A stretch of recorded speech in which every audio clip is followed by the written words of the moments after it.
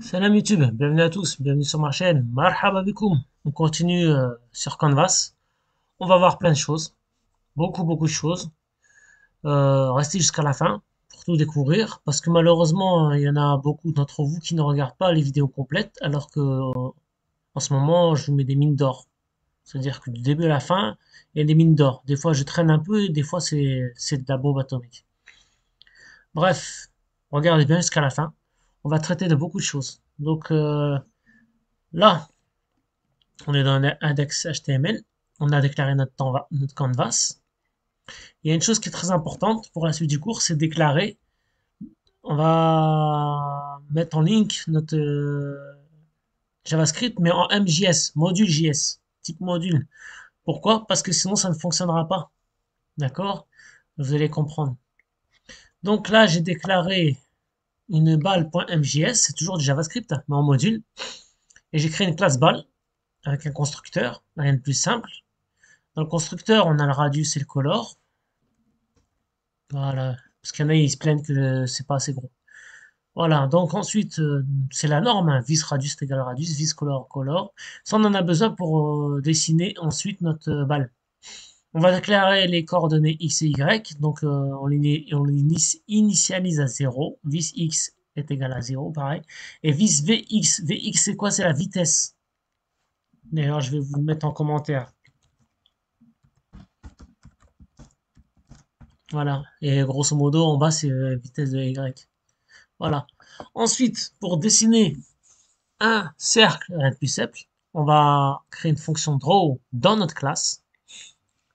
En paramètre, ce sera le contexte. Et là, on va faire un contexte.fillStyle est égal à viscolor. Donc, c'est la couleur qu'on va déclarer tout à l'heure, Inch'Allah. Ensuite, contexte arc, ça c'est pour dessiner. Donc, X, c'est le point de départ. Y, point de départ aussi. Ensuite, on a le radius à déclarer. On a les zéros. On a deux fois pi mat. Deux fois mat.pi. Parce que ça, c'est pour que ça soit un cercle complet. Mat.pi, c'est un demi-cercle. Et en trou. Ensuite, context close path, c'est pour finir le chemin. Et context fill, c'est pour remplir. Voilà. Ensuite, on va dans notre main. On fait un import ball from ball.js. Donc, on importe la classe ball. On déclare le canvas, les deux lignes d'habitude, les deux premières lignes en ligne 2 et 3.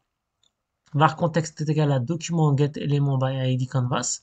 Et var context est égal à canvas.getContext 2D. Donc ça, c'est la base. Ensuite, on va déclarer deux objets. Le premier, c'est ball, et le deuxième, c'est ball2, est égal à new ball. Notre radius, pour le premier, il sera de 50, donc c'est le diamètre, et le deuxième, il sera de 20. La couleur, le premier sera en blue, et le deuxième, il sera en yellow. Ensuite, balle.x est égal à 100, ça veut dire que la balle, on veut qu'elle se situe à x est égal à 100. Pareil pour en bas, on veut que la balle se situe à y est égal à 100. Ensuite, ballDraw.context, tout simplement. Voilà, rien de plus simple. Et on a fait pareil pour le bas 2. Donc là, ce qu'on regarde, vous voyez, c'est là. Impeccable. Je vais aller un peu vite, mais c'est la base, hein, c'est la base. Vous devez savoir ça. Euh, on va faire une balle 3. Regardez, on va faire une balle 3.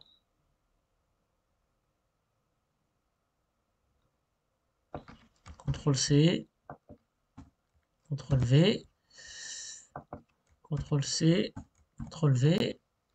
Alors, balle 3, on va lui mettre une couleur gris. On va mettre un petit 10. Non, on va lui mettre un 30. Ensuite, on va faire un Alt, on clique, balle 3. On va dire qu'il sera à 200 et on va lui dire qu'il sera à 100. Voilà, CTRL X. On va voir ce que ça donne. Voilà, elle est juste là, la balle verte, elle est juste là. Tout va bien. Alhamdulillah. On continue, Inch'Allah. Maintenant, on a fait un nouveau code. Donc, on a toujours notre balle MJS qui est ici. Ça ne bouge pas. Je vous mets le code entier. Voilà. On a toujours le minimum. Donc, le minimum, c'est ça. D'accord? Non. Minimum, c'est ça.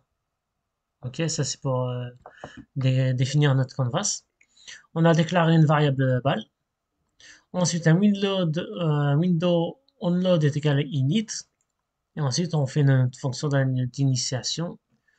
Initialisation, pardon. Bal est égal à new bal. Le radius de la balle, il sera de 20. On a mis une couleur comme ça. On va mettre une couleur rouge, par exemple. Voilà. Ensuite, la position de la balle à X, elle sera à 50. La position de la balle Y, elle est à 250. La Vx, donc la vitesse de X, elle sera à 2. On n'a pas défini la vitesse de Y parce qu'on n'en a pas besoin dans cet exemple. Ensuite, on appelle la fonction draw sur notre balle et on va faire un anim frame dans notre fonction init. Voilà, tout simplement. Donc ça veut dire que la fonction init, là, dès que la fenêtre elle est chargée, elle s'active. C'est ça cette ligne-là. Window onload est égal init. Dès que notre fenêtre elle est chargée, on applique la fonction init, tout simplement. Ensuite, on va créer une fonction animFrame qui est ici. Request animation frame, animFrame canvas. C'est-à-dire, qu'est-ce que ça demande? Ça demande au navigateur d'effectuer une animation et de planifier l'exécution d'une fonction spécifiée avant le prochain rafraîchissement de l'écran. Ok. Donc, animFrame, c'est, en vérité, c'est un callback. C'est un callback. Ça veut dire que dans notre fonction request animation frame, on demande de rappeler l'animFrame. C'est un callback infini. D'accord? Et on veut que ça s'applique sur le canvas. Et après, dans cette fonction animFrame, on demande d'effectuer une fonction on each step. La fonction on each step, ça va définir le mouvement de la balle, tout simplement. Donc, balle.x est égal à balle.x plus balle vx. On rajoute la vitesse sur la balle et on clear rect à chaque fois, à chaque mouvement, on clarifie l'écran et on redessine le ballon, la balle. Donc on regarde ce que ça donne, voilà, tout simplement. On peut réessayer, vous voyez. Dès qu'on recharge la page, hop, l'animation s'active. Rouge, ça le fait pas. On va mettre green. Voilà. Hop, voilà. Hop là, on est ici à chaque fois. On a modifié la fonction animFrame en utilisant cette timeout. Et en vérité, on a défini à 60 fps. Et le rendu, vous allez voir que c'est pas pareil. Voilà, vous avez vu, le rendu il est pas pareil. C'est un peu saccadé, je trouve. Ouais. Voilà, de cette manière, ce que ça donne aussi. Le même code que tout à l'heure, en un peu plus complexe et en un peu plus li- limpide. Limpide, c'est des graisses, je suis pas marrant. Ça sera plus limpide, ça sera plus clair. Donc, sauf qu'on rajoute une variable t qui initialise le temps actuel en millisecondes. Voilà. La couleur, c'est toujours la même. Et un petit changement, c'est au niveau de la fonction on each step. La fonction on each step est appelée à chaque frame de l'animation. Elle calcule le temps écoulé depuis la dernière frame d'été. Met à jour la position de la balle en fonction de sa vitesse Vx. Efface le canvas, puis redessine la balle à sa nouvelle position. C'est ce que je vous avais dit tout à l'heure. D'accord? Donc là, ça efface le canvas, la clear rect, ça efface le canvas, ça redessine après. Donc, à chaque là on est en 60 fps si je dis pas de bêtises. Donc à chaque fois ça efface le canvas, ça le remet, ça l'efface, ça le remet, ça l'efface, ça le remet. Donc c'est ça en vérité les fps au niveau du canvas. Voilà. Donc il faudra bien regarder vous chez vous à la maison les notions de date, notions très importantes en JavaScript. New date get time. Voilà, vous regardez bien un petit peu les fonctions cette rubrique de date en JavaScript, c'est hyper important pour les jeux vidéo. Voilà, faudra faire un cours sur ça, Inch'Allah. On peut aller dans MDN, par exemple. On met MDN, date. Je crois qu'on va voir quelque chose. Voilà, voilà, il y a des cours complets sur MDN. Voilà, date. Les objets JavaScript date représentent un instant donné sur l'axe du temps dans un format indépendant de la plateforme utilisée. Voilà, donc les objets date contiennent un nombre number qui représente le nombre de millisecondes écoulées depuis le 1er janvier 1970 sur l'échelle UTC. Donc c'est un cours complet. Regardez ce cours-là, vous allez apprendre beaucoup de choses. D'accord? Vous avez date prototype get date. Bah voilà, voilà. La méthode getDate retourne le jour du mois pour la date spécifiée après l'heure locale. Nous, dans notre code, ah non, c'est pas getDate, c'est getTime. GetTime, getTime. On va regarder getTime. Il est là le getTime. La méthode getTime renvoie la valeur numérique correspondant au temps pour la date renseignée. D'après le temps universel l'UTC, une mesure donnée par getTime sera indépendante du fuseau horaire dans lequel on se trouve.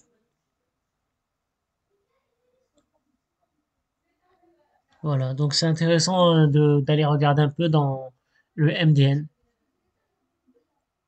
Et l'animation, ben, on va remettre l'animation. C'est exactement la même chose. C'est fluide, hein, c'est fluide.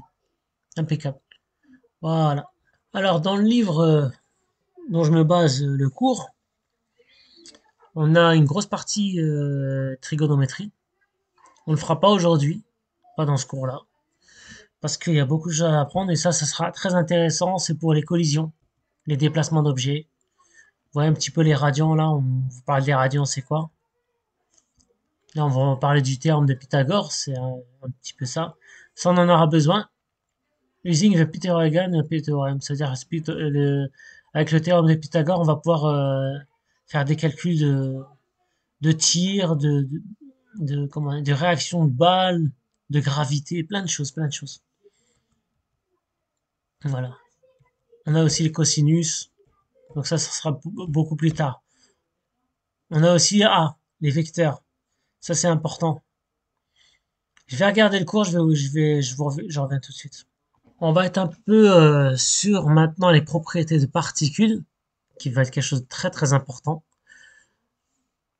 Il faut voir dans une particule qu'elle a des propriétés. On a sa position, on a sa vélocité, on a sa masse, on a sa charge, et on a overs, lifetime, spin, les frottements, des choses comme ça. Donc c'est très important de voir ça. Pour avoir une bonne expérience gaming, c'est très important de fournir un jeu qui respecte les propriétés de particules et tout ce qui est physique. Donc c'est un gros morceau à apprendre, mais c'est très utile pour avoir une bonne fluidité dans les jeux vidéo. Salam YouTube, bienvenue à tous, bienvenue sur ma chaîne, marhaba bikoum. On va s'intéresser à un livre très intéressant sur la physique dans le JavaScript game, animation, simulation. Ok, donc je vous l'ai dit, je vais vous faire plein de cours sur les jeux vidéo cette année. Ça va être une année où que je vais faire beaucoup de games Canvas, du React Native et du DOM normal, quoi, d'accord? Et du React aussi, évidemment. Voilà. Donc, les cours, ils seront basés sur ce livre-là, Inch'Allah. Il est très, très important. Et là, aujourd'hui, ce qu'on va faire, on va s'intéresser au cas d'une balle qui rebondit. D'accord? Pour vous montrer. Voilà. Vous voyez, la balle a rebondi. Au fur et à mesure qu'elle rebondit, elle perd de l'altitude jusqu'à être collée au sol. Une fois qu'elle est collée au sol, elle bouge plus du sol. Ok? Donc, la base en HTML, vous déclarez un canvas avec un ID et vous déclarez le width et le height. Jusque-là, aucun problème. No problème.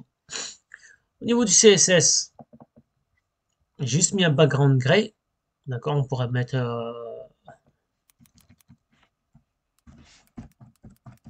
Voilà. Ah, ça aussi, ça pète. Ok. Maintenant, on va s'attaquer au JS Code.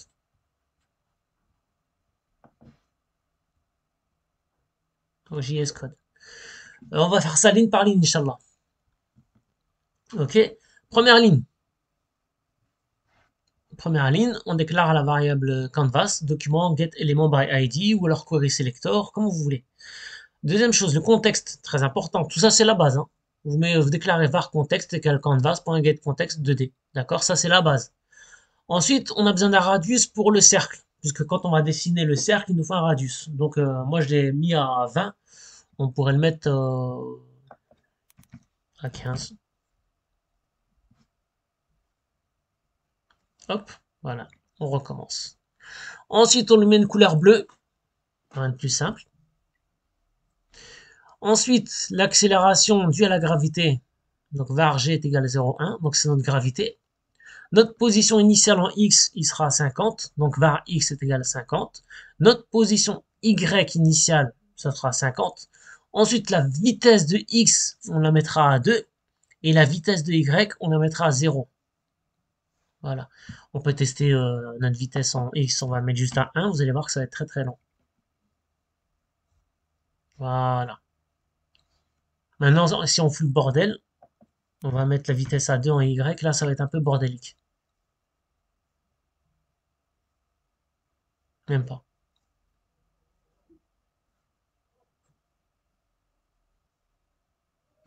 Ok, là on remet à 0. On remet à 0, regardez, hop, ok. Ensuite, Windows Onload init, ça c'est pour initier notre fenêtre. Donc ça veut dire que quand la fenêtre est charge en initial, on appelle la fonction init. La fonction init, elle sert à quoi? À déclarer les FPS. Tous ceux qui sont des gros gamers, vous savez c'est quoi les FPS? C'est les images par seconde, d'accord? Frame par seconde, un truc comme ça, je sais pas si on dit ça. Donc, dans notre fonction init, on va déclarer un set intervalle on each step, c'est une fonction. 1000 divisé par 60, ça c'est pour les FPS. Maintenant, notre fonction on each step, elle sert à quoi? À plein de trucs. C'est là quand ce qui est intéressant, c'est pour la gravité. C'est là que ça va être intéressant. La vitesse de y est égale à la vitesse de y plus g. Ça veut dire que la gravité augmente la vitesse verticale. Voilà, il n'y a rien de plus simple. Avec la gravité, on augmente la vitesse verticale. Notre x est égal à x plus vy. Alors, la vitesse horizontale augmente la position horizontale. Tout simplement. D'accord? Ensuite, notre y est égal à y plus vy. La vitesse verticale augmente la position verticale. Ok? Il n'y a rien de plus simple. Et maintenant, on va mettre une première condition. La première condition, c'est si notre balle touche le sol. Donc, if y est plus grand que canvas 8 moins radius. Radius, c'est le cercle, hein, d'accord? Donc, si notre y il est plus grand que le canvas, et ben dans ce cas, on va la repositionner au sol. Y est égal à canvas 8 moins radius. Ça veut dire qu'il sera collé au sol, d'accord? Et dans cette condition, vy multiplié, vy est égal à vy multiplié par moins 0,8. C'est-à-dire qu'on réduit la vitesse verticale. D'accord? C'est ce qui fait ralentir. Deuxième condition. La deuxième condition maintenant, c'est si la balle elle dépasse la toile. C'est-à-dire que si la balle elle dépasse le canvas, elle revient.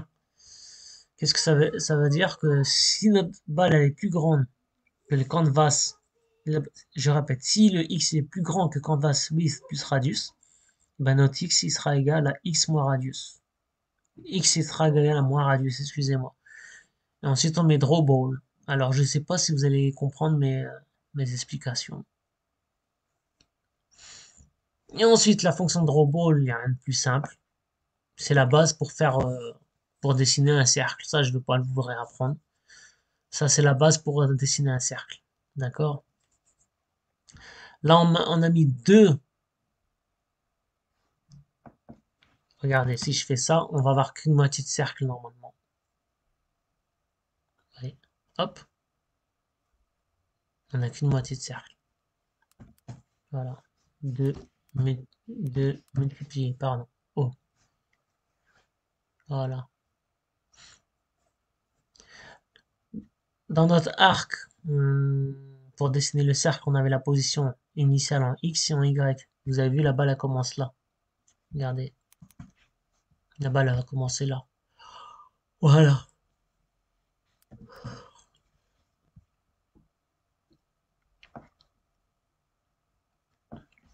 Maintenant, on va faire ça comme ça et on va voir ce que ça donne. Voilà. Hop, vous avez vu? Elle tombe direct. Elle tombe direct.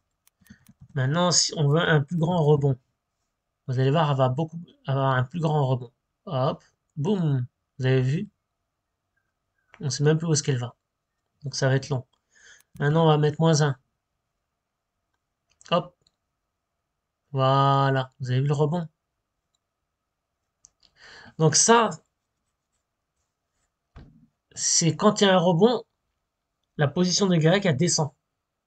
Vous voyez, la position de Y, elle descend.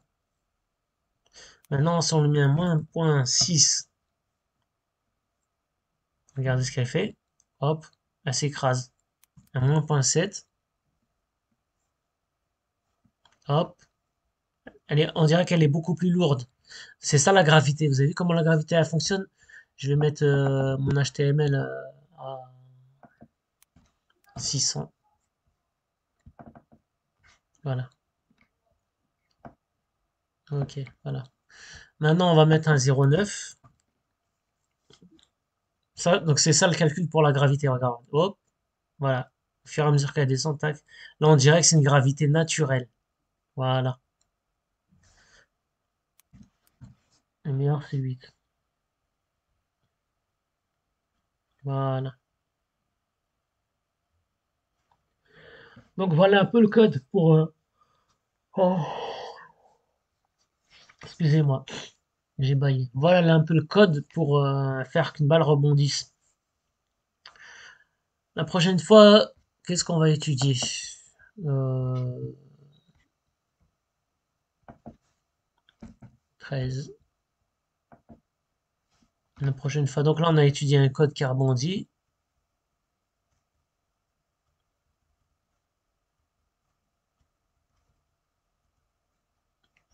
Ok, là, il nous apprend la base, hein. Il nous apprend la base. Ok.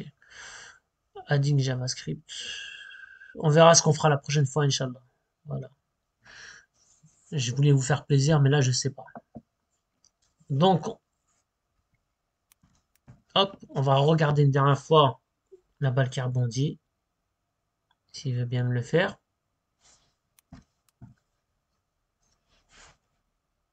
Voilà, hop, tac. Voilà comment rebondit la balle. Ce principe, c'est hyper important parce que c'est comme ça qu'on pourra jouer avec les jeux de tir ou le ping-pong, comme faire un pong. Tout ça, c'est hyper important pour la gravité, les rebonds. Il y aura les angles. Les angles, genre quand la balle elle tape sur la raquette, quel angle elle va prendre. Tout ça, c'est hyper important. Si on a les bonnes bases, on va faire des super bons jeux. Si on n'a pas les bonnes bases, ça va pas le faire. À la prochaine fois, Inch'Allah.